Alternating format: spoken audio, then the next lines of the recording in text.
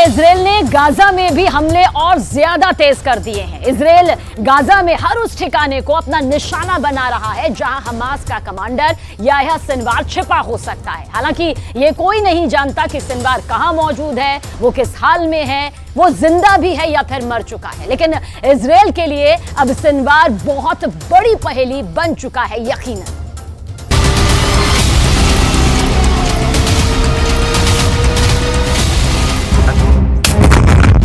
पहला धमाका,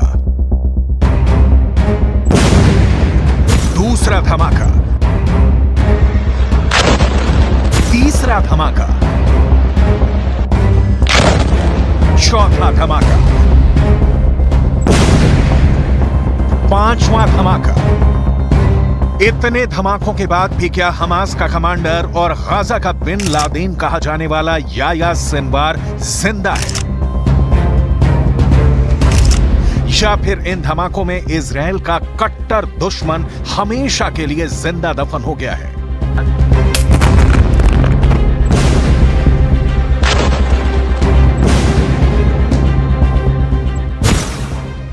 हमास का कमांडर याह्या सिनवार कहां है, कैसा है, किस हाल में है, ये फिलहाल कोई नहीं जानता। उसको शिद्दत से ढूंढने वाला इजराइल भी नहीं जानता कि सिनवार जिंदा है या मर चुका है। वो बस सिनवार की मौत पुख्ता करने के लिए गाजा पर लगातार बम मारे जा रहा है।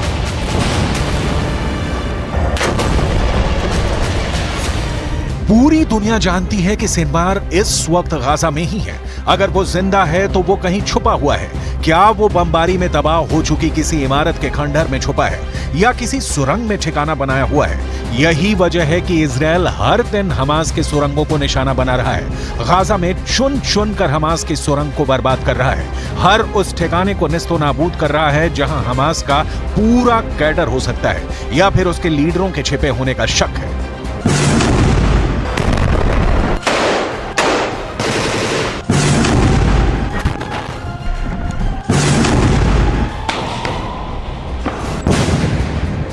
एयर स्ट्राइक, टैंक से बमबारी, सुरंग में घुसकर हमास के लड़ाकों के खिलाफ ऑपरेशन। इन हमलों से एक बात तो साफ है कि इजराइल ने याह्या सिनवार की मौत की गारंटी ले ली है। उसके पास गाजा से निकलने के सारे रास्ते बंद हो चुके हैं। यह नेतन्याहू की कसम है कि सिनवार या तो मारा जाएगा या फिर सरेंडर करेगा, लेकिन गाजा से बचकर नहीं जा पाएगा। यह सेंट्रल गाजा की तस्वीर है। यहां इजराइल की सेना ने हमास की एक और सुरंग पर धावा बोल दिया है। करीब 100 मीटर लंबी इस सुरंग में हमास के लड़ाकों ने जंग का पूरा इंतजाम किया हुआ है। युद्ध लड़ने के लिए साजो सामान तैयार है। यहां से मोर्टार बरामद हुए, ग्रेनेड भी मिले। इजराइल की सेना पर अटैक करने के लिए आरपीजी रॉकेट का जखीरा भी मिला। साथ ही वो सामान मिला जिसके सहारे हमास के रॉकेट की रेंज बढ़ाई जा सके, वो लंबी दूरी तक इजराइल की सेना पर हमला कर सके। इजराइल की बहुत ही खतरनाक माने जाने वाली 179th ब्रिगेड ने इस ऑपरेशन को अंजाम दिया। अब एक और वीडियो देखिए। इजराइल अपने दक्षिण की तरफ से हमास के ठिकानों पर हमले कर रहा है। एक के बाद एक टैंक से फायर किया जा रहा है। सेना की गाड़ियां हमास के ठिकानों और उसके एंटी टैंक दस्तों को तलाश कर रही हैं, क्योंकि इसी ने इजराइल की नाक में दम कर रखा है। देखा जाए तो इजराइल ने हमास के हर लीडर, फिर चाहे वो याह्या सिनवार हो, इस्माइल हानिया हो या खालिद मेशाल, सभी को हमेशा के लिए खत्म कर देना चाहता है। इसमें याह्या सिनवार जिंदा है या मर चुका है पक्का नहीं मालूम। हानिया और खालिद मेशाल भी खौफ में है, जबकि हमास के नंबर 2 सालेह अल अरूरी को इजराइल खत्म कर चुका है।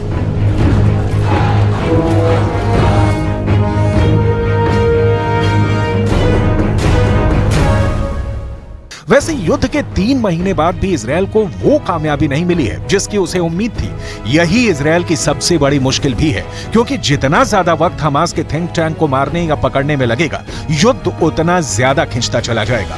और युद्ध जितना लंबा खिंचेगा, इजराइल को ना सिर्फ आर्थिक मोर्चे पर उतना नुकसान होगा, बल्कि उसकी सेना की साख भी गिरती जाएगी, जो अभी तक इस युद्ध के बड़े टारगेट हासिल नहीं कर पाई है। जबकि उसकी बमबारी में करीब 23,000 लोगों की मौत हो चुकी है।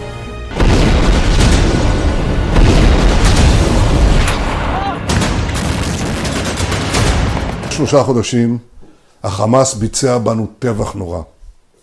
הממשלה בראשותי הנחתה את צה"ל לצאת למלחמה כדי לחסל את החמאס, להשיב את חטופינו ולהבטיח שעזה לא תהיה עוד איום על ישראל.